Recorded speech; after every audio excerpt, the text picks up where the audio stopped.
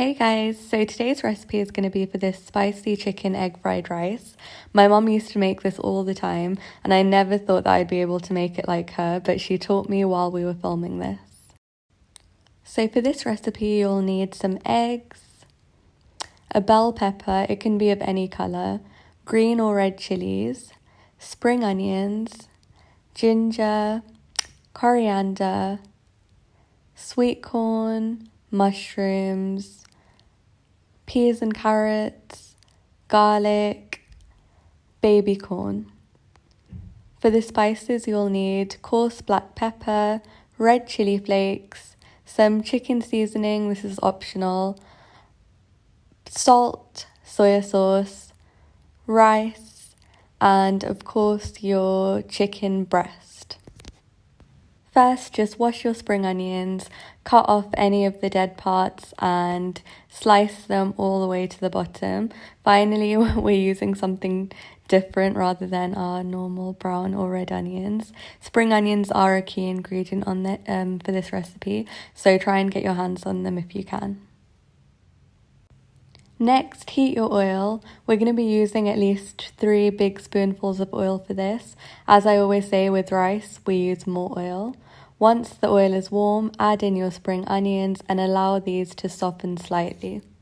While the spring onions are frying, you can slice up your garlic cloves. It does seem like a lot of garlic, but don't worry at all, it's not going to be too overpowering.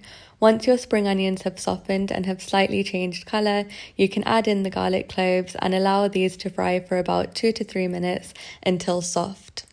Once your garlic is starting to brown, you can add in your spices. So I'm adding 1 1/4 teaspoons of salt. We'll taste the salt later, but it's always best to add less rather than more.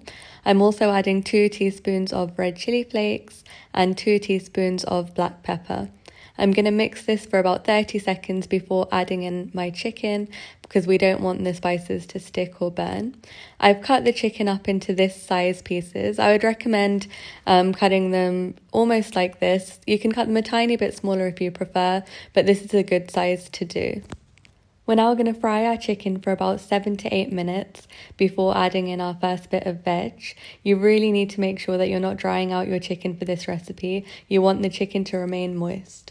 Next, we're going to prepare each vegetable in accordance with how long it takes to cook. So I'm cutting the baby corn up first. I would recommend adding in 2 packets of baby corn, like double the amount of this. We just didn't have any more at home. Also, any veg that you don't like, feel free to not add it and add anything that you prefer. So I'm adding in the baby corn now. You can see that the chicken's gone a nice goldeny colour.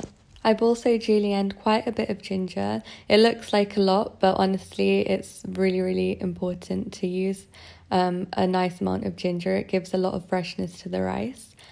I'm also slicing up a bell pepper. I would recommend using a red one if you can, as it gives the rice some sweetness and some colour.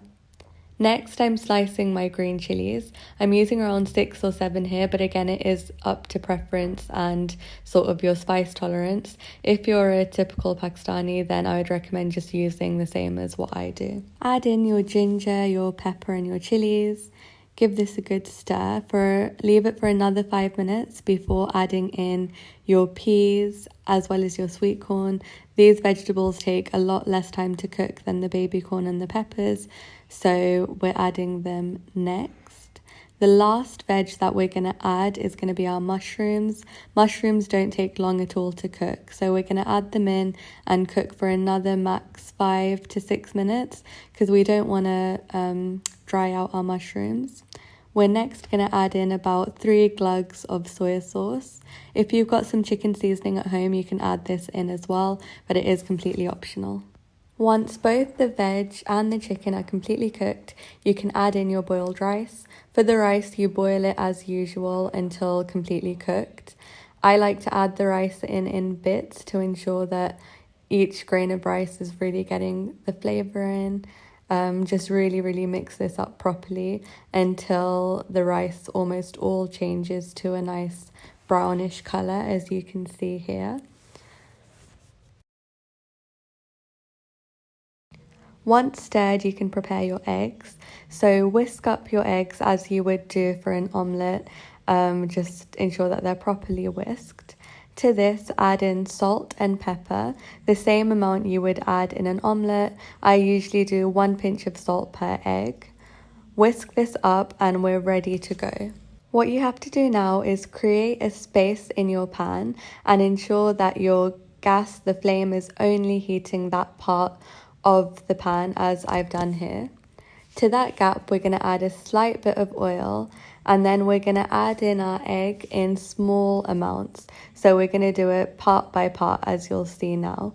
So I'm adding in around that much egg and allowing this to fully scramble and cook as so.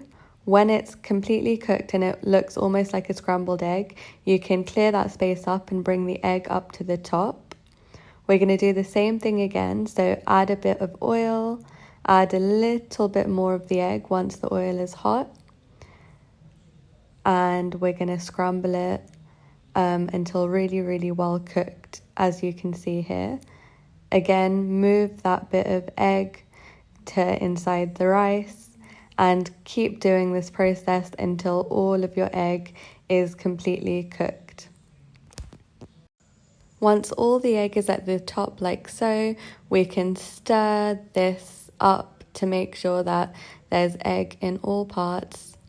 Lastly, we're going to add in a whole load of fresh green coriander. Just going to add it to the top and once again give it a good stir. Stirring this is really annoying, but this recipe is just so fresh and so good.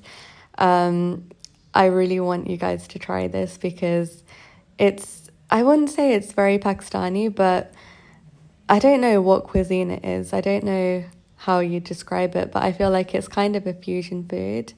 And always remember, minus out any veg that you don't like, add in any extra veg that you think is going to work, and just enjoy.